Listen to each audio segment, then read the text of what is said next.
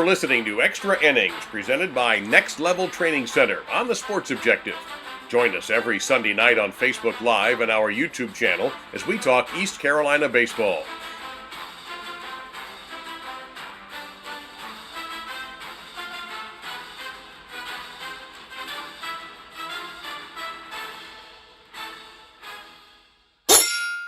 Was the very first extra you about the voice, of course, and that would be Scott Rogers. We call him Scooter. How are you, buddy? Doing good, guys. How about y'all? Good. Kyle from LaGrange Barber. How are you, man? What's going on, guys? I'm gonna go back in and get Bubba. We're gonna edit that and where we have what's his name from ESPN there, and he says Corey Glore. I'm just gonna edit my voice over it with Scott Rogers. It's just just the poor edit job just in place of that. It's all good. We'll get that fixed. Bubba Rosenbaum producing behind the scenes. Appreciate you, buddy, very much. And obviously, Scooter, we're really proud of you being an ECU guy to start with. I thought, we were talking in the green room. I thought you did a really good job. In fact, I was, so happy with your broadcasting. Obviously, I'm a broadcasting nerd. You and Coach O did a great job. I was thinking that, like I was telling you in the green room, I thought we'd have a few victories instead. Sweep what, but got a lot of things to obviously dissect, right, Kyle, tonight on Extra Innings? Yeah, no, absolutely. I want to ask Scott right to start with. Did you envision your first weekend of calling Pirate baseball to be a sweep? I bet you that didn't even occur to you that might happen. No, it didn't. Definitely a disappointing weekend for the Pirates on the field, but it's a long season. The guys are going to figure it out. Coach Godwin's going to get those guys right, and can't wait to call my first W, and hopefully that's this coming Tuesday at Campbell. Hey, guys, I have a question for you before we start talking baseball. I'm not a betting man, but as far as the over-under, Coach Godwin getting like maybe 2 or 3 hours sleep tonight, what do you think? I'll start with you, Kyle. Who knows? I don't know what he's like. Some people actually, when they're angry, aggravated, depressed, worried, actually sleep more because of some people's body's natural reaction to stress. So depending on what he's like with that, I'll probably take, you said 2 hours.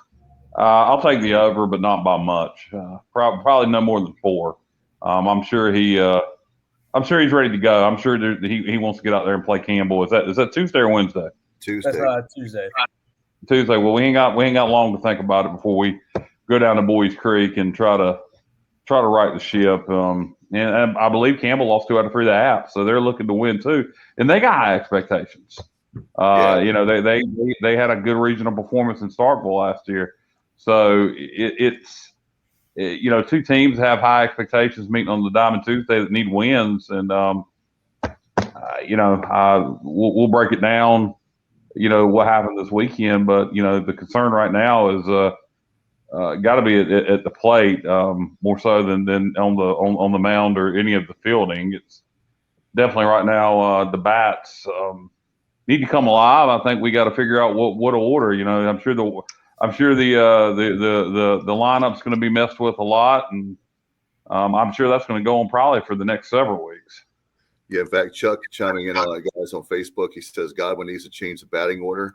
One thing that I was going to mention to you guys, I thought about this afternoon, listening and watching you guys, you and Coach O, Scooter. The one thing I want to tell Pirate fans, the one thing I'm concerned about is that very thing of being in the panic room and going, oh my God, we need to do this. We need to do this. When the reality is sometimes I think we can, as fans, coaches, players, the whole shebang, that we could overthink things. That was one of my points I was going to bring up tonight here on Extra Innings. Yeah, I mean, I don't think there's any point in panicking right now. I think Zach Agnew said that after the game right now. He said there's no panic. They're going to figure this out. In Pirate Nation, they're not going to go 0-56 this year. We're going to win games. We're going to get back on the winning track. But this is a team that lost a lot of production from last year. Thomas Francisco, Connor Norby, Seth Cadell, big parts of that batting order. And they're going to have to adjust to it and really adjust and find that right order early in the season. It's going to take time, but Coach Godwin's going to figure it out, and these guys are going to start hitting the ball and winning games here really soon. Yeah, when I was talking about, you mentioned missing bats, and one thing we talked about, before the show in the so-called green room is I think we're probably missing some leadership, not from the coaching staff, but amongst the players. You got to have leadership on the team, and you need vocal leaders. You need guys that are going to be in that clubhouse motivating, and you need in energy. To use a football analogy, Coach Ruff used to talk about the sidelines, that it was 4 aspects of the game: offense, defense, special teams, sidelines, and that in that clubhouse, man, you got to have leadership and you got to have energy amongst the players. And I won't in the clubhouse, but I got a feeling that might have been part of the issue this weekend. You had some guys probably down in the mouth with the Carson Whisenhunt situation. I imagine he's one of the leaders. You had some guys that, were looking to some of those guys you just mentioned, Scooter, that are gone for leadership in the past and to motivate, and now they got to step up. So, if you're thinking about that, if you're sitting in there in that clubhouse, and again, I went in there, I don't know what was going on, but and you're thinking, man, somebody needs to get the energy going. Where's XYZ that used to, get us all fired up and bring the energy? You got to be that guy. If you notice it, and you're one of the players, and you notice that the energy in the clubhouse is down, you got to be the one to bring it up. Don't wait for somebody else to. Right. Yeah. And like you said, I think one kind of big damper on things is the Carson Whisenhunt situation. Nobody knows what's going on with that right now. It's been very kept tight, which is a good thing. But I do hope the best comes out of that. Hope Carson does get back on the mound this year for the Pirates, because we're going to need him. He's our horse. We're going to need Carson all year. But going back to the leadership thing, I think that's also going to take some time with developing a new leader in that clubhouse. And there probably is, with us being up in the booth, we're not in the clubhouse. I haven't been around the team that much. The most I've been around the team is being in the dugout during batting practice. I normally hang out right at the entrance and just watch BP a little bit. But I think that's going to take time too, and there's a lot of older guys on this roster that are going to be leaders, and I think they are leaders in that clubhouse, and it's going to take time for them to adjust to that as well. And we'll break down each game, but you wonder about what happened Saturday, and us having a win taken away from us. If you get that, everybody's fired up, and who knows, it may have changed the course of today. So everything kind of snowballs. So I think that's another good analogy to use, Dave. And I hate to keep cutting you off. I'll shut up after this, but I think you had guys down Friday because Carson won on the mound. Then Saturday, we get robbed from a win. We should have had a walk-off home run taken off the board, and I think that kind of just snowballed into today. So just a lot of things going against us this weekend. No doubt. I was going to say that Scooter, I was really upset with that call, and I'll tell you why I was upset with that call. I coached basketball at the high school level, and I remember many times I wanted to get a timeout. There was the game was getting out of hand. I want to get a timeout. I couldn't. It wasn't in that kind of situation where it's the end of the game. And, I don't know. I mean, help me out on this, but I know we're jumping ahead to Saturday's game. But the thing I was upset about that was you have a home run, and you said, hey, it was a timeout. Well, how do you let baseball – we were talking in the green room – baseball is such a slow sport. It's not like basketball where I'm quickly trying to get a timeout and it's like things are happening. You have all the time in the world to get a timeout. I just found that to be bogus. The umpire didn't do his job. The umpire didn't do his job. As soon as that timeout was called, you got to take control of the situation and stop the game. And I know that's what I'm saying. Yeah. The fact that pitch the ball. Right, and me having some umpiring experience in the past, I feel for the umpire in that situation, but at the same time, you like you said, you get a timeout called and someone wants time, you got to come running in. I mean, running in, yelling time. And I think that's what threw everybody off there was nobody knew that time was being called. Right. And especially us in the booth. For those who were listening or watching the game, I thought he was right. I mean, we thought that just because we couldn't see where the ball went because of the angle we're at, we thought he was coming in to ask help for a fair foul call. And then once we started watching a replay, we said, hey, he's signaling this walking in and the ball hasn't even made it out of the park yet. He's got to be signaling time or something to that fact. And when they started walking in, me and Coach O both thought that they were going to go look at a replay for a fair foul call. And then once it obviously transpired, we figured out what happened. but it was definitely a frustrating end to that game. Pirates could be 1-2 right now if that wouldn't have happened. But just like everything with officials, they screw up. They're human. They make mistakes, and that's what happened with that umpire. But you just got to put it behind you and move on, just like any other time you would make a mistake. And I agree with you there to a point, Scooter. But you're being a little more diplomatic than me. This ain't Little League baseball. This ain't high school baseball. This is Division I college baseball at the highest level. Yeah, and I understand that, but Division I officials, they make mistakes too, and you can't make a mistake in that situation. You cannot make a mistake in that situation. It's unforgivable. Right. I mean, I think we can agree to disagree there that we make mistakes all the time, but it was just an unfortunate mistake by the umpire. But he didn't do it on purpose. It's just an unforgivable mistake. I mean, if you drop a baby on his head, it's a mistake, but it's unforgivable. Right. I understand.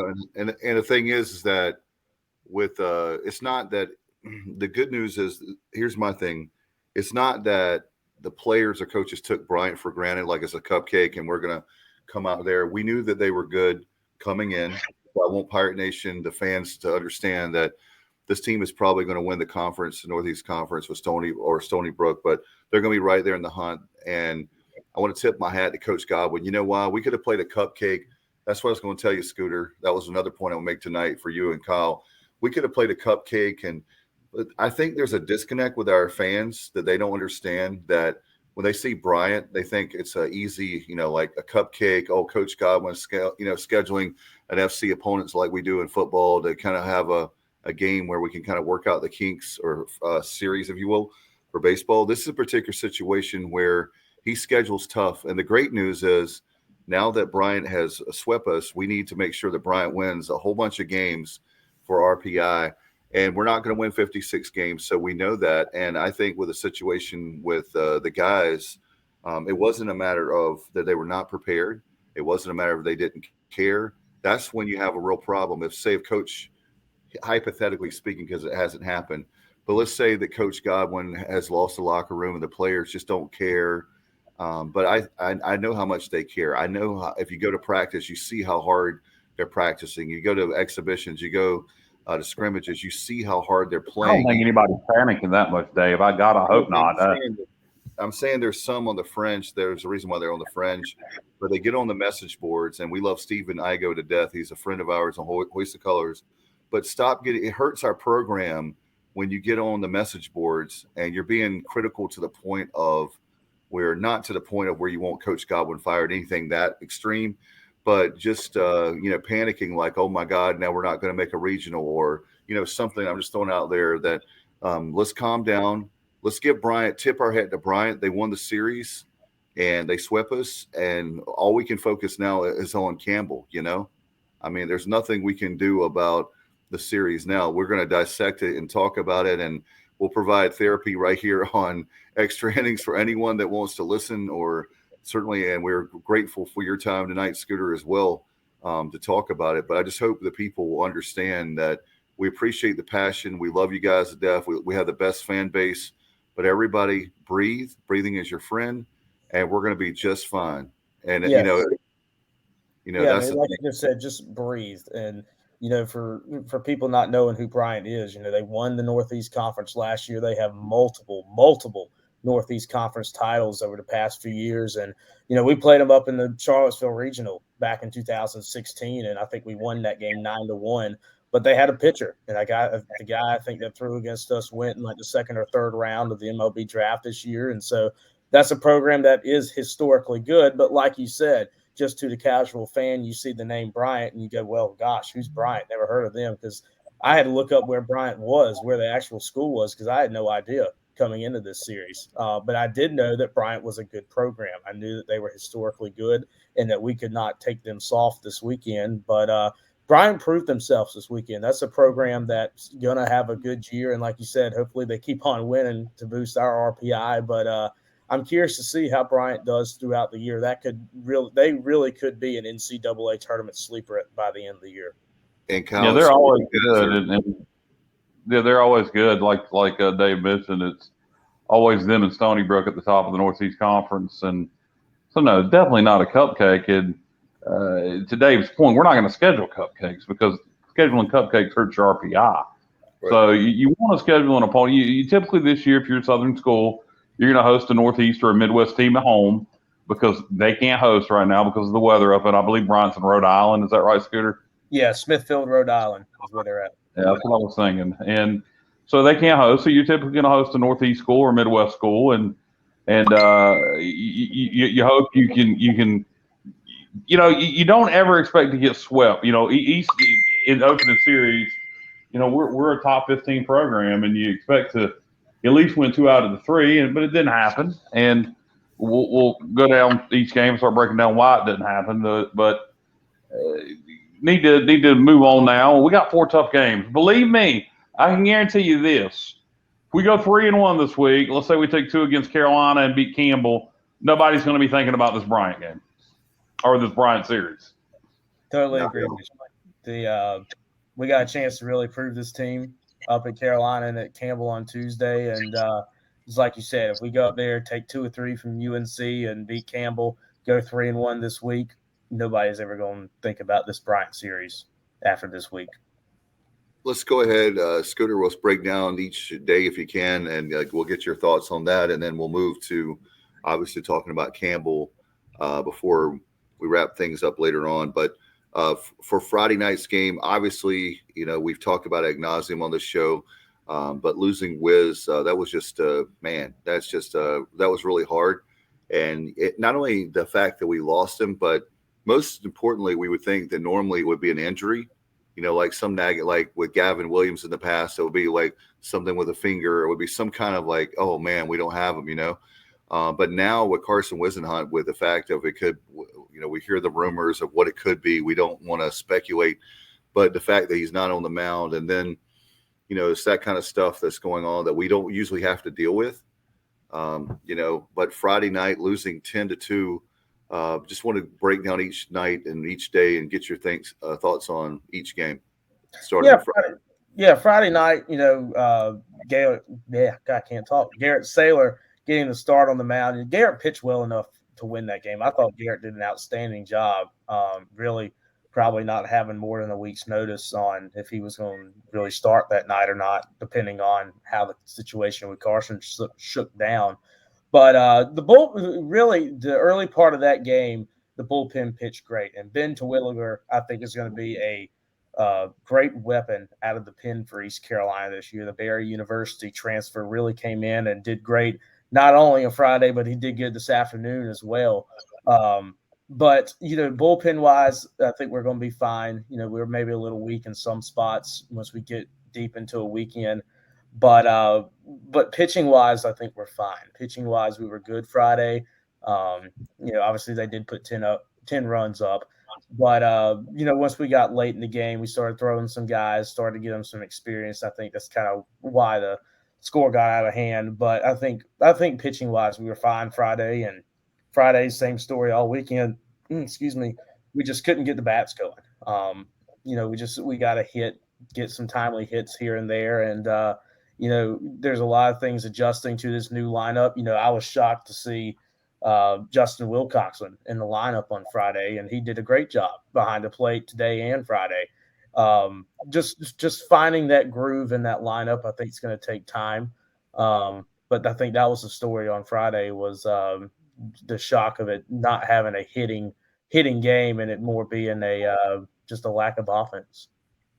Scooter, I heard you talk about the approach at the plate on Saturday, about how you thought a lot of guys were first pitch swinging on Friday, maybe a little anxious. Yeah. That was one thing that stood out to me and Coach O, that we had a lot of first pitch swinging outs, which I know Coach Godwin, he's very aggressive. He wants to be aggressive at the plate. But I just felt that we had a lot of first pitch swinging at that, not really selective hitting at the plate on Friday, but it really improved going into Saturday. And I think, like you said, it might have been a little first game jitters, very anxious, not swinging the bat against someone other than another pitcher from East Carolina since last June at Vanderbilt. And I think, like you said, I think first game jitters had a lot to do with that. No doubt about it. I want to remind fans we're sponsored by Next Level Training Center, and want to give a shout out to Trent and Gaynell, Brett Appreciate them for being our title sponsor, nextleveltc.com. If you're watching right now, it's on the top of our screen. But if you're not, it's give them a call, 252-756-NEXT. And we appreciate their support of the program. In fact, Trent will come on with us from time to time, along with Scooter and Coach O. Scooter, with the thing right now, did you get a feel with I know Coach, by the way, with one of the things I love about Coach Godwin on Saturday was how fiery he is. And I don't know, did you want to talk more about Friday's game? Did you have any more on that? I think that was pretty much it Friday. Okay. Coach Godwin in his post game Friday visibly upset. He even apologized to the fans since he's the hitting coach role. But he was visibly upset with the way they performed Friday, just like everybody was. But that's pretty much all I got from Friday's game. You look at it Saturday, and I was watching the game on ESPN Plus, and had to leave.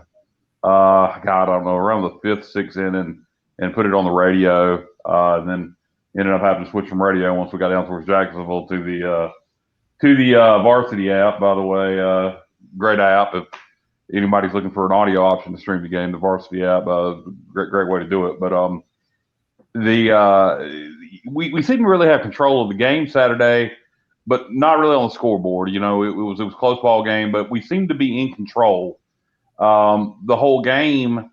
And before we get into what happened at the end, at one point, do you think we ever really lost control of the game? I know we lost the game, but it seemed like we were really in control.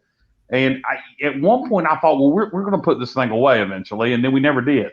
Yeah, and that's kind of what it seemed like to me and Coach O as well. We talked about that Saturday and for today's game. Throughout, other than Friday, both Saturday and Sunday were very evenly matched games in terms of the box score. I don't think us or Bryant ever had more than 2 or 3 hits more than each other. Other than Bryant's 4 errors on Saturday, the error column has been very even for both teams.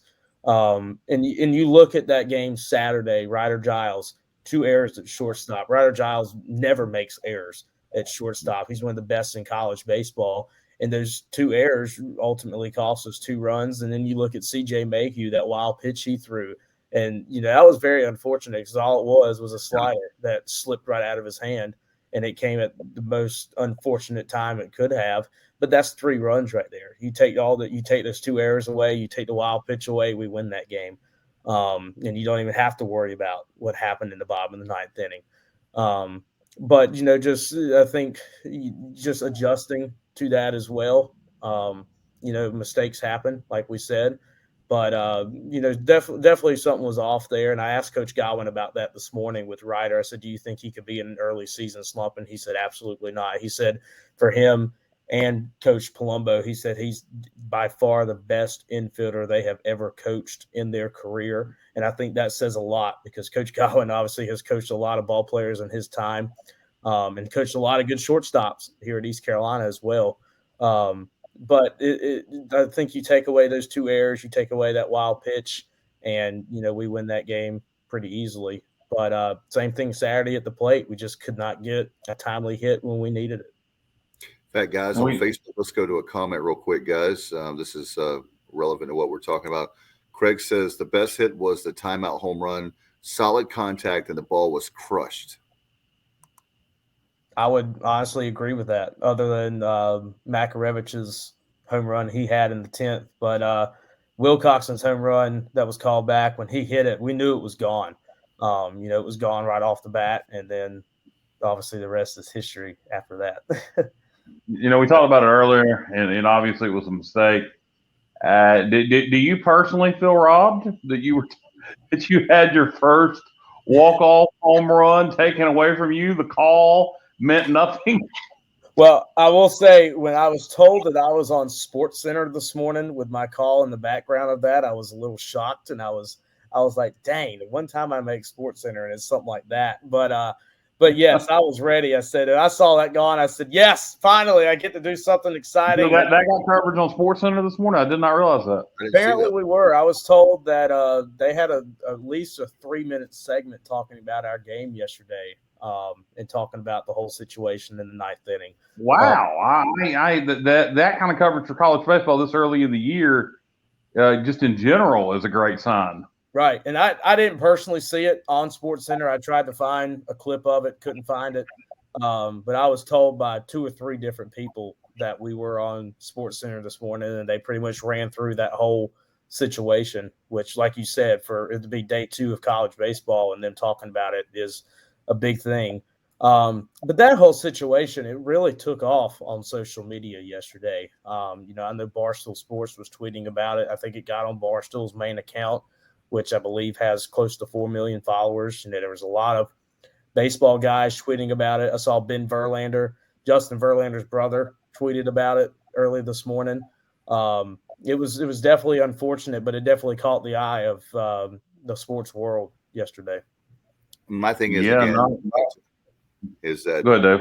If it's any other sport, I'll say it again. I just think it's unexcusable. I understand mistakes. We're not in that business of criticizing to the point of that the guys are going to be like robots out there. We know they make mistakes, but that's one that, I mean, when the ball's like in the air and then you're saying, oh, it's timeout now.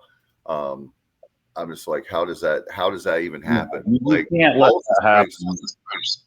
Yeah, balls and strikes. You're not up by 5 in the 6th inning. In that kind of situation, you need to be on your game and make sure. Well, anytime timeout's called, you need to run in and stop play. But particularly in that situation, good Lord. Could they? Let me ask you something, Scooter. So are they, because you've umpired games, in that situation, the ball's out, they can't just say, the game is over? I mean, when they say timeout. No, because the play didn't happen, Dave. Because I know, but they didn't let the players know. The pitcher already pitched the ball. If it was truly a timeout, well, they would have. To me, I just don't understand, why did you wait so long? You let a pitcher pitch and a guy hit the ball, and that's the thing I'm struggling with. It's not that we're going to be on the show. We're criticizing every single thing. East Carolina, of course, if we hit better, we win all 3 games. So we're not talking about that, like just using the umpires to make excuses. But that one right there is really, it's been really hard. It directly helps us the game, but there's nothing they can do at that point. I'll let Scooter answer it, but the timeout was called. You can't say, well, since I didn't stop the game, the timeout didn't occur, because it did occur. So where did the timeout come from, Scooter? Who asked for time? Was it the pitcher? Was it one of the coaches? I honestly don't know. Best I could tell, maybe the first baseman called time, because he was the one who originally pointed it out. If you go back and look at the replay, he starts pointing. He starts pointing at the first base umpire, saying, hey, he called timeout. But like you said, from having an officiating background, you got to run in saying, hey, time, letting everybody know time has been called. Right. But, like you said, it's unfortunate. It sucks it happened. And it definitely happened at really definitely at the worst part it could have happened in that game. Yeah, that was just for me personally.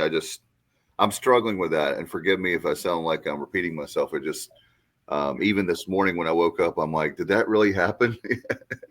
Did that really happen yesterday? Because and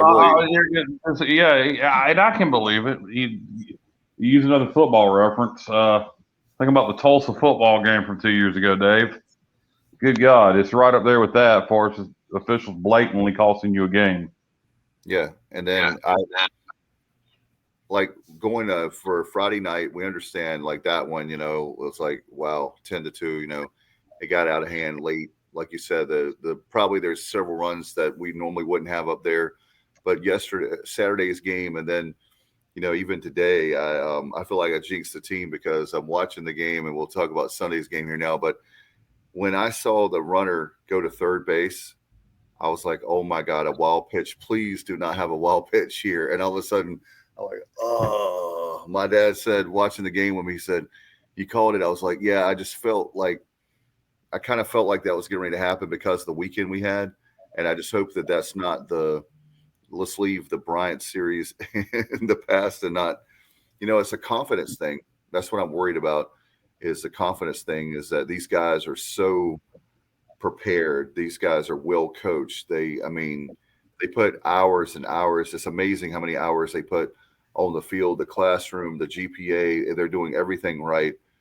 So the main thing I don't want them to. I'll say this: the one thing I'm concerned about now is what happened to Jake Kuchmaner last year. Is too much in your head, overthinking things for the players. Yeah. Yeah, and I was going through my head. I didn't say anything about it on air. I was like, "Gosh, hope we don't throw a wild pitch here." And sure enough, that's what happened. But going back to that, you think East Carolina pitching and how stellar it normally is. When was the last time we had two wild pitches that cost us a game in the past? You just don't think about that with the way our pitchers handle themselves. But today, pitching was other than that, pitching was good today. Jake Hunter did an outstanding job Yes. his first start today. Really, really excited to see what he can do throughout this year. He's going to be a great, great tool to have in our starting lineup, and I have the box right here. But Terwilliger, once again, had a great day today. He had 2/3 of innings of work, only gave up 2 hits, gave up 2 runs today. Only walked 1, but added 2 strikeouts to his total. Giles came in, I thought, interesting today. A little early, I thought Giles came in, but I think he was trying to maybe save some pitching, see what he could get out of him. But Josh Groves and Carter Spivey, I thought, looked really good today for their debut. And, I asked Coach Godwin before the game about Groves because he had been dealing with some arm soreness leading up to this week, and he wasn't sure if he was going to be available this weekend.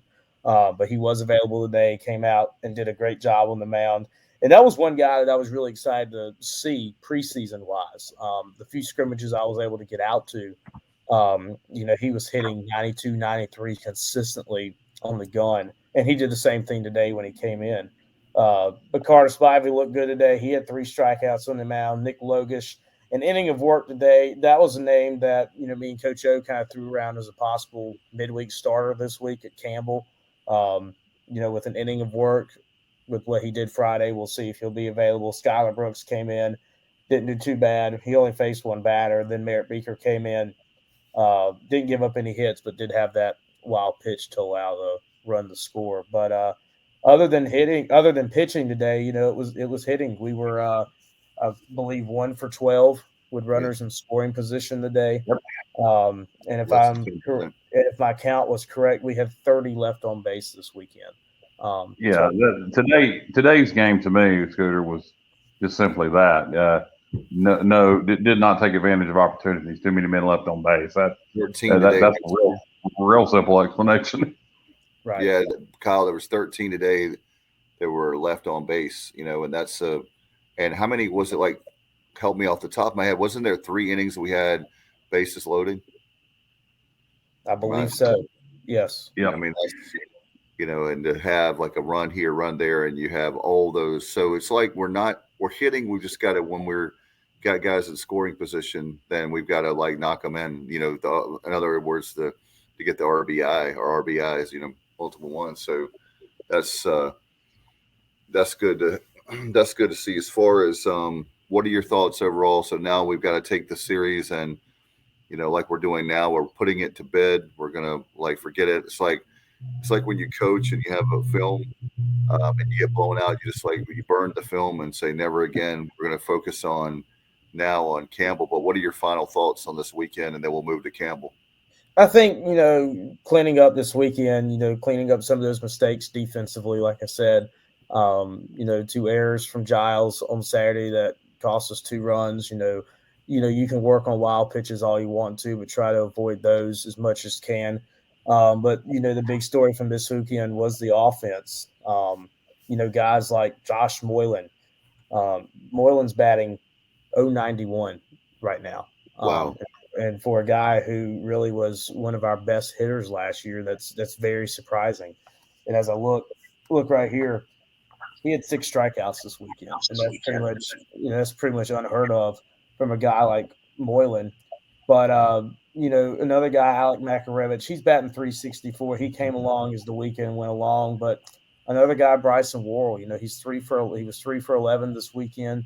And I think a big key to this offense is going to be those power guys getting up, getting going. Guys like I said, like Worrell, Moylan, AMAC continued to do what he did. But I will say it was good today to see Lane Hoover have a good game. I believe he went 3 for 3 today, if I'm not mistaken, which he did. He did go 3 for 3 today, but he's the leading hitter on the team right now. He batted 600 this weekend. So it was good to see him get up, get in the lineup, and have a good day today. But like I said, timely hitting I think is going to be the big key to our success in getting those power guys going. Do you think Coach will adjust the lineup much between now and Tuesday, or do you think he'll stick with a similar lineup and see how things play out Tuesday and wait till the weekend to start adjusting things? I think he probably will adjust some things for Tuesday, depending on especially a pitching matchup. I'm not sure what Campbell's going to have for a midweek start, but I think he will adjust. I think it'd be a good game to do it and see what we got. I don't think CJ Boyd would be starting at DH again. But we'll see. I think there will be some shifting of some guys, not necessarily taking them out of the lineup, but maybe shifting them some, maybe dropping some guys down, bringing some guys up, that sort of thing. But I think there will be some adjustments made for the game Tuesday at Campbell. No doubt about it. We have we'll get your thoughts. We're going to give our PGX pitcher of the week, and we'll ask you your thoughts, and then Kyle and I will give you the who we have down. Scooter, who's your pitcher of the week? If I had to pick one, it would be Jake Kuchmaner. He by far had the best performance of the weekend. And he did what Jake Kuchmaner does: 4 hits, 1 run, 1 walk, 8 strikeouts, and 6 innings of work. He worked fast. Until he came out, it was a pretty quick game Saturday because of how fast he works. Much different than today. But by far, Jake Kuchmaner was the pitcher of the week for me. Yeah, I agree. And who did we go with there? I don't even know. Yeah, we that's who we have down. Is we have Cooch for PGX pitcher of the week. We agree with you 1,000%, Scooter. I think that's certainly. And then player of the week. Who would you go player of the week? Player of the week, if you're looking at it from an offensive standpoint, probably Alec Makarevich. I think he had pretty much the best overall weekend from start to finish. He was one of the few to start and play all 3 games. Like I said, he was 4 for 11 this weekend, but he had the home run Saturday. I think overall offensively he was the best. But I would say Alec Makarevich. And you must be reading my notes. That's exactly who our player of the AMAC is our player of the week. Kyle, is that like a Spygate? He can read my notes. Like you got to do an investigation. I'm pretty sure he just watched the games and he called them, and he has enough sense to know who performed best. No doubt. No, I'm just teasing. We got to have something to joke about, guys. I tell you, it's a tough weekend. But the good news is, like we said, we're putting that to bed. The Bryant series, it is what it is. Whatever you can do, we can't do anything about it. Let's move ahead to. We love. We're not a fan of Campbell, obviously, but we like their skipper. I think Justin Hare is considering Campbell being a smaller school. They're getting a lot for bang for their buck. I wouldn't be shocked, and if Justin Hare doesn't go to, no offense to folks at Campbell, but a bigger school. I just think what he's done there with the program, not only as assistant coach, but now as a head coach for a number of years. And like Kyle mentioned, Starkville, they were incredible against Mississippi State in this past year in the regional. Yeah, and you go back to what you said about how many years he's been there and starting to work on some Campbell prep this past week. I had no clue that Justin Hare had been at Campbell for 13 years. Which now granted he's only been a head coach for 6, but that says something. He cares about that place. He really does for someone to stay at Campbell for 13 years. But he's built a great program there, very consistent program too throughout the years. We consistently play them every single year, and they've given us some fits the past few years since he's taken over as head coach. But that's a tough place to play, and like you said, they're definitely getting a bang for their buck. A great facility they have in Jim Perry Stadium, which a lot of that helped with the Houston Astros minor league team playing there for 2 years when they came in and artificially turfed that entire field. But I believe they built a new clubhouse recently there. I know they got a pretty new video board out in the outfield as well. But been to plenty of games there. It's a great facility. It's a great atmosphere for baseball. Little small. Pirate fans normally pack it out pretty good, especially if the weather's nice, which right now I believe it's maybe 73, 74 is a high for Tuesday. That's so perfect. it's going to be great weather in Bowie's Creek, and I'm looking forward to it. Looking forward to playing Campbell. I love in-state matchups, especially early in the year. It gets an opportunity to see what they got, gets an opportunity to see what we got. And I'm really excited to make the trip to Campbell on Tuesday and hopefully come out with a win. No doubt about it. Kyle, I know you're going to have a lot of great things to say about Bowie's Creek and Campbell, right? Yeah, that whole area to me. Too many roundabouts on the campus there at Campbell. And then neighbor in Lillington's a dump. But besides that, it's a wonderful place. No, I like to pick on Campbell, and really nothing against the school. My aunt's an alum. She went to Campbell, and and I also love Justin Hare. He's a great coach, but they get on my damn nerves. They're a team that I used to find annoying. Now over the last few years, they've become a good program. They've gone from annoying to good over the last several years, and like I said, I believe they went 1-2 against the Mountaineers this weekend, correct? Yes, they did lose 2 out of 3. Yeah, so they're going to be hungry too to come in for a victory. Of the two of those, App State traditionally is not a very good baseball program. Probably one of the worst in the state, despite playing in the Sun Belt, which is a wonderful conference. So it'll be interesting to see his App on the rise. But Campbell's going to be looking for a win Tuesday night, and so are we. And only one team can come away with a win. So who does Campbell play next weekend? Do either one of you know? I can. I'll look it up real fast. But going back to Justin Hare, when we heard the rumors last year of Coach Godwin possibly interviewing down at LSU, if they were deciding not to go, in that LeClaire family for the coaching tree, Justin Hare's the guy to really keep on East Carolina's list. I think he's, like you said, he's an outstanding coach. Really cares about the program that he's at. But he's a guy who's been on my radar for sure. Campbell has a series against Maryland this week, and then they also play Air Force on Monday. All those games in Bowie's Creek. They do not travel at all. They do not have a true road game until March 11th when they travel to Liberty. They play in a tournament at the minor league park in Fayetteville. But they don't really have a true road game until March 11th. So they have a lot of home. So they got to play Maryland and Air Force this coming weekend into Monday. So, all right, good. I wanted to make sure they weren't going to be able to do anything like goofy, like throw their Friday night guy against us, like you see on some midweek games. So I'm glad we didn't have to deal with anything like that since they're not playing Siena or anybody. Yeah, well, I'll tell you what, guys, with our schedule, not to overlook it, you got Campbell, you got the series with Carolina next weekend, and then right after that, you have the Tuesday game in Durham at Duke, there with the DBAP. I mean, it's the next 4 games, and then you have Clark LeClaire, you have the Keith LeClaire Classic coming up right after that. So there's no gimmies on the schedule. I want to remind fans on that. It's brutal. It's brutal. You got Campbell, Carolina, Duke, Maryland, Michigan, and I don't know much about Indiana State, but that's Coach O told me all weekend. He said that's a program to look out for the LeClaire class. The Sycamores. Yeah, the Sycamores are the ones. He said they could easily leave Greenville with 2 wins. Yeah. Yeah, the Sycamores are the ones, Indiana State, if you remember, Kyle, that we were they were very close to upsetting Louisville, and we were going to host a super regional in 2019.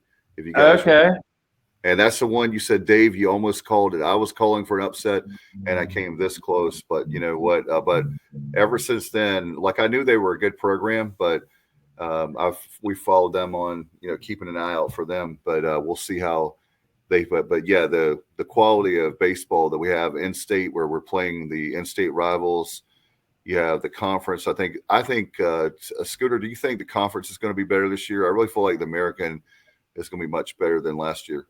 I do. I think one shock this weekend was, I believe Houston went 0-3 this weekend. Now, granted, they weren't playing a traditional series like we were. They were playing out in that MLB4 tournament, I believe, out in California. But that shocked me. And Houston had a down year last year as well. But I think Tulane is going to be obviously a power in the conference, and I think UCF is also going to be a power as well. And Coach O mentioned too, he said don't take your eye off of Cincinnati. He said that's a program to watch as a potential sleeper in the conference this year. Yeah, they were one that really didn't have much of a baseball program in the last few years. Wow, they have really come on strong. They built a baseball stadium, and that was able to help their recruiting quite a bit. I don't remember how many years ago they built that stadium, but I think that helped their program a lot. And then made a pretty good hire. They're always very scrappy. They're annoying and scrappy. I definitely agree with you there. I remember a few years ago, can't remember exactly what year it was, but they had a losing record coming in the conference play, and I think they ended up as like the 2 or 3 seed in the American Conference tournament that year. They just kind of came out of nowhere in conference play and really turned it on. So I definitely agree with you with them being a scrappy club for sure. Yeah. So Kyle, you going with the predictions? We're going 3-1 this week. I'm not going to make that prediction. We got to see the bats come alive. Got to see the bats come alive first. But I certainly hope that's the case. 4-0 be even better, but that's asking a lot. The bats at UNC, granted they were playing Seton Hall, the other Pirates, this weekend. I believe that's what Carolina was playing. Correct me if I'm wrong. So, not exactly stellar competition there with the fake Pirates at Seton Hall. But still, they put up I believe they put up a lot of crooked numbers. So they put up a lot of runs this weekend. So that's we need to get the bats to come alive. Granted, our pitching's better than Seton Hall's, but we're gonna need the bats to work next weekend. But before that, we go down to Boys Creek to take on the soup cans. You won't give up. I actually feel sorry for the Campbell folks because for Kyle from LaGrange, but we're going to have a lot of fun. And Scooter, I know in the interview I had to miss, unfortunately, we had you on. Are there anything else that you can tell us that you're going to add to the broadcast? I appreciate the great job you did again with Coach O. I think the world of Coach O was a coach when I was there. And so I have he's one of the special people you'll never forget. And the guy works 100 hours a week with all the operation stuff. I don't know how speaking of, we're talking about Cliff Godwin earlier, how many hours he sleeps, but I don't think Coach O sleeps very much. He does not. I mean, I know a lot of times on basketball game days, especially when we're on TV, not ESPN Plus, when there's a broadcast crew coming in, he's at the arena at 5:30, 6 o'clock in the morning to let those guys in to get everything set up. But you will not find a harder working individual in that athletic department from top to bottom. He cares so much about this university. There's not a better person that you could have on your staff other than Coach O. But from a baseball standpoint, he is by far the most knowledgeable person I have ever been around in terms of the game of baseball. Stuff he was saying this weekend, I think it was yesterday. One of the guys from Bryant was a transfer from Hartford, I believe. And he goes, that's where Jeff Bagwell went to college. I'm like, how do you know that? How does anybody just think of that just like that? But I love being around Coach O, working at the scores table at basketball games, being around him for so many years. It's very, very cool to be able to share the broadcast booth with him. I had a question as far as the cameras are concerned.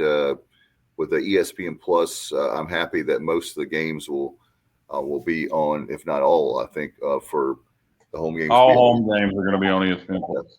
So question, can we add more cameras? I'm not saying we're doing a bad job, but that's one thing out of curiosity that I had for you guys for you tonight. Yeah. Obviously I'm not with Pirate Video or anything, right, but just kind of relaying some of the things they said. They have to. So the past 2 days is what's determined as a kind of a full broadcast in terms of ESPN language with multiple cameras, that sort of thing. But they have to evenly divide all those full broadcasts up between the other spring sports. So when you look on there and you pull up ESPN Plus and we only have those 2 camera broadcasts, it's because that's all they can handle because of their workers. They got to dedicate all those other guys to the main ESPN Plus broadcast for that day. And so that's why there's only 2 cameras. You have that 2 camera broadcast. I could be wrong here, but it's one or two people only running that broadcast when it's 2 cameras. Everything else is devoted to that ESPN Plus full broadcast of the day. And that could be softball, that could be lacrosse, whichever. But that's why there's only 2 cameras on some of those broadcasts, to answer your question from there. I was just curious if there was, because I think they do a great job, and I'm not critical of them at all. So I want to be very clear on that, just out of curiosity, for sure. And I have one final question for you. I know you're a big baseball fan. I heard you're a Braves fan. Do the millionaires and billionaires get it together? I'm not going to get you to hold your breath, but I'm really concerned about the baseball season. I know you and Coach O talked about it, but I want to get your thoughts on that. I'm very concerned. We talked about it Friday off the air. I think, they've said spring training is delayed until March 4th or March 5th, somewhere in there. But you got to think the time, even if spring training, were to start there, you still got so many weeks for the pitchers and catchers to report. Then you got to bring all your position guys in, give them a few games. And even if we do come to an agreement by March 5th, you're looking at mid-May probably as the earliest that Major League Baseball would start their regular season. And that is going to kill the game of baseball, not having anything for that long. Now, I do think it's going to help the college ranks, getting more eyes on the college game. But I'm very disappointed. I'm ready for Major League Baseball to come back, being a Braves fan, winning the World Series last year. Very excited to see what we can do again this year. But from a baseball standpoint, it's very frustrating. And to read stuff on social media that they're having these, negotiating sessions that are lasting 15, 20 minutes long. It's like, what's the point of it even doing that? You're going to go in there and talk for 15, 20 minutes. But it's very frustrating, and it's very frustrating too from a fan's perspective, because you got to have free agency in that time period too after an agreement comes made. And for Braves fans, with Freddie Freeman being a free agent this year, we're on the edge of our seats. Everybody wants Freddie to come back, and you read the rumors of, the Dodgers and the Yankees are going to go after him hard. It makes you nervous. It makes you very nervous, and, you can't do anything about it because people are fighting, and it's very frustrating. Very frustrating. I think it's disgusting, and a lot of people want to know who to put it on, the owners or the players, and I'm going to put it on the players, and this is why. You talk about millionaires and billionaires. Well, let's be honest. 90% of us work for people and for corporations and companies that are multi-million or multi-billion-dollar corporations, and we don't make jack shit compared to what MLB players are making. And we don't go on strike and refuse to go to work, because we're getting $20 an hour versus $40 an hour. And in most cases, most companies can afford to pay you a lot more than they're paying you. So you got these Major League Baseball players, and we won't, it trickles down to the minor leagues and all that, and that's different. And that's who it's really affecting, in my opinion, is because you won't have minor league baseball with all this going on. So to me, when you're a multimillionaire and you're out there playing a friggin' sport and you're getting to have fun and you're bitching because your contract or whatever, you're only getting $20 million and you think you deserve $50 million, or because you have to play this many games instead of that many games. And it is a long season and a grueling season, but I put it more on the players than the owners, because we're all in the same situation the players are in. The people above us that are our bosses are making way more money than us. And so we don't get to go on strike. We got to go to work tomorrow. So shut the hell up and play baseball. And my prediction is Major League Baseball season will start post Memorial Day. I think we'll have a season, but it'll be post Memorial Day before they actually get out there and play. I think that's a good guess on a start date. And it's like Coach O said. He said, that mid-May date, that's the earliest, the very, very, very earliest they could start. And he said, you can very, very easily see it into first part of June, middle June, if not for your worst case scenario there. Yeah, I'm not that optimistic. I hope that's correct. I think it could be right before the All-Star break, which I don't even know how you can have an All-Star game. You wouldn't. Yeah, you wouldn't. But I'm just saying, like that point of time. My thing is, it's like this. The NFL is number one, and when the fact those guys are still playing, and they added another game and all that. Major League Baseball, as much as I love it, is not the number one sport. So I just don't understand how they can be arrogant when they're not the number one sport. And I understand if it were me and you're a players association, you got the owners, that situation, they should be locked into a room and get it done. I think they have too many excuses. Like you said, I felt the same way, Scooter, with you're in there you think that something's going to happen and you get teased like they were in there for 15 minutes. Well, until you have a deal done, don't even go to the negotiations. Have a couple people working in between or whatever. Not that I know anything about the negotiations for Major League Baseball, but it took guys being on steroids. I'm calling Mark when I get off the phone with you guys. That's my boss, and I'm telling him I'm not coming to work tomorrow unless I get a $10 raise. And I'm gonna say, hey, you know what? I bet I'm gonna get fired if I do that. Yeah. And I just don't understand with the owners. They talk about how they don't make enough money. Well, from their vantage point, when you don't have games, they're not going to have. And not only that, Scooter, another thing that hurts for me is what about a guy that like us, that we have our full-time job and then, we're going to the stadium to park cars. We're going to the stadium to sell hot dogs. That's a good point. Those are the people that I care about, that they rely on their income of, half of the season they're going to be there.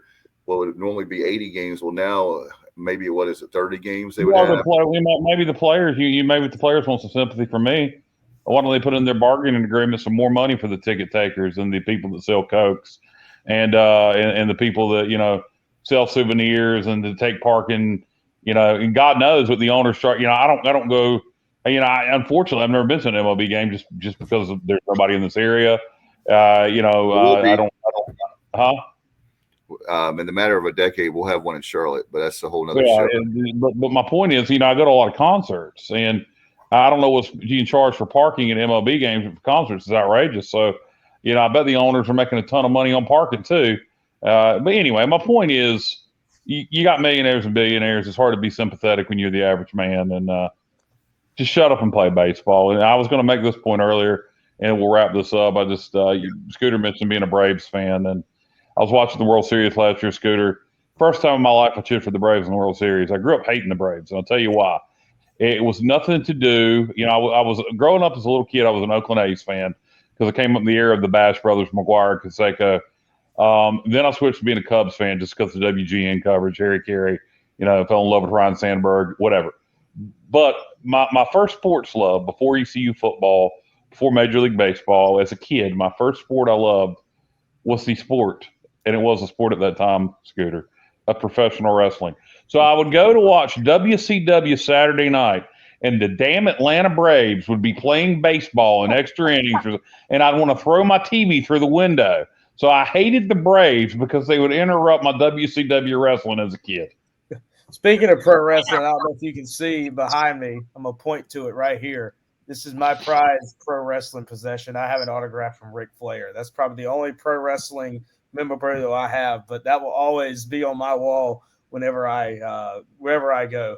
I got his autograph down at the seafood festival in Morehead City. I was like 8 or 9 years old one time. We're all young. We all go through a professional wrestling phase. And when I saw that he was coming, I think I made my mom stand in line for like 2.5 hours to get that autograph. So that's probably 2.5 hours of her life that she'll never get back. But let me tell you something, Scooter. Let me tell you something, Scott Rogers. Your mom, she got to admit the kiss stealing, wheeling dealing, limousine riding, jet flying, Rolex wearing, son of a gun. Woo! It was the thrill of your mother's life to stand in line and get the Nature Boy's autograph. She was in the presence of greatness. And Scooter, I hate to tell you, your mama wanted to take a ride on Space Mountain. Woo! Oh my God. That was a good one. That was a great impression right there. That was awesome. I appreciate it, Scooter. Yeah, he's a Dusty Rhodes guy too. So You mean I can dream Dusty Rhodes a bullet of woods, baby. I used to go to watch Mr. Dusty Rhodes on WCW Saturday night, and I'd sit there, and the Atlanta Braves would be on my TV, and I'd want to hit it with the bionic elbow. Oh my gosh. Amazing.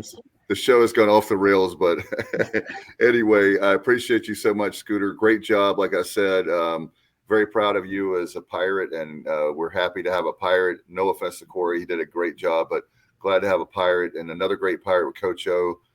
You guys have great chemistry. I'm looking forward to the game on. Let's talk, set the folks up before we go. As far as the games on Tuesday, can you give me broadcast time and all that so we can – and for the weekend for UNC. Yep. So we'll be on the air at 4:45 Tuesday afternoon with the start with the Bud Light Dugout show with the normal pregame that we have. Come out, have our opening comments, talk to Coach Godwin, give our starting lineups and everything. Pretty much the same. That's what you can count on. First pitch. The first pitch is at 5:00. We'll be on the air at 4:45, 15 minutes before each game is when we come on the air.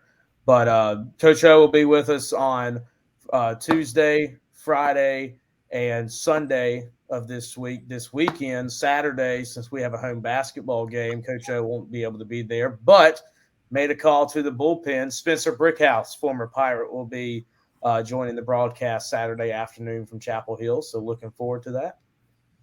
All right, and want to remind fans that next year, Carolina is going to come to Greenville 2 out of the 3 games. So the coach, Coach Forbes, and with Coach Godwin said, as long as they're coaching here, that we're going to do with that series, and that's the way they're going to do it. So I love it, and look forward to the Pirates having a better week. And we'll put the series, like I said, the Bryant series to bed. And good luck to the Pirates this week. Scooter, man, thank you so much for your time tonight. You've been generous, and look forward to you and Coach O, and look forward to next week with you right here on Extra Innings. Well, thank you, guys. And one more thing to add from this weekend, shout out to the Pirate fans. We averaged, I believe, 3,700 over the weekend for attendance. I think we had almost 4,000 in attendance Saturday afternoon. But keep up that fan support. The players love it. We love it from a broadcast perspective. It gets us excited when the fans get excited. But shout out to the Pirate Nation. They did really show out for opening weekend this year. And I forgot to ask you, what is your Twitter handle for folks that they can tweet you during the game, or if they want to tweet you anytime? Yeah, so my personal handle is Scooter7150. But just to kind of keep things separate, if you want to tweet us during the broadcast, tweet at the Pirate Sports Network, which that Twitter handle is Pirate SPTNET, Sport Network being abbreviated. But definitely let us know where you're listening to. Corey did a great job of it whenever he did it, and I wanted to be able to continue it. And follow the Pirate Sports Network on Twitter, because I do have some stuff planned from throughout the year to do on social media starting Tuesday at Campbell. So I'm looking forward to it.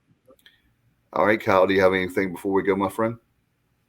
No, just looking forward to getting in the win column this week. Hopefully we do it Tuesday night in Boys Creek. Sounds good. I want to give a shout out again to our title sponsor, Next Level Training Center. And you could go to nextleveltc.com, or, of course, call them. We have that up on the screen if you're watching. If you're listening, it's 252-756-NEXT. Appreciate their support of the program. Guys, hope you have a great night. Good luck to the Pirates, and we'll see you guys next time. That concludes this week's edition of Extra Innings, presented by Next Level Training Center on the Sports Objective. Join us next Sunday night as we will once again talk East Carolina Pirate baseball. Be sure to follow the show on social media at The Sports OBJ on Twitter, at The Sports Objective on Instagram. Like and follow our Facebook page and subscribe to our YouTube channel. Listen to the show pretty much anywhere podcasts are found. As always, we appreciate you tuning into the show. Go Pirates!